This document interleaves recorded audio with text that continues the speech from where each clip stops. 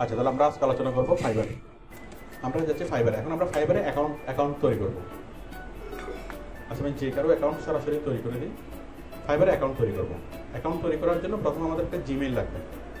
যে কেউ একটা জিমেইল অ্যাকাউন্ট লগ ইন করে দেন।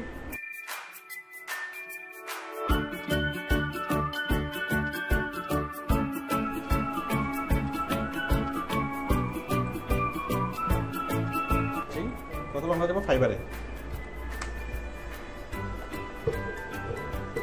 আমরা এখান থেকে যাবো কোথায়?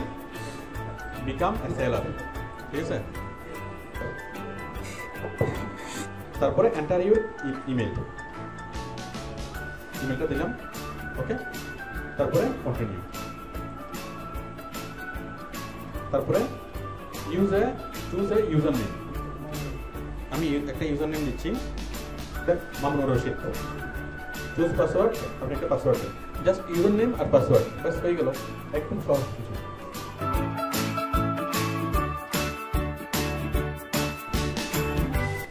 তিনটা জিনিসের কম্বিনেশন থাকতে হবে।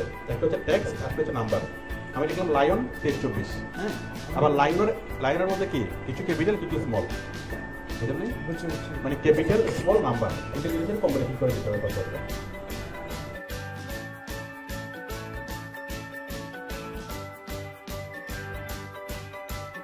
আমরা জয়েন মানে সেলারে ক্লিক করলাম।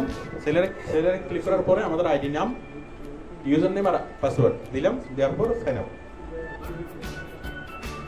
You need to activate your account. Activate করার জন্য কোথায় যাবো? জিমেইলে।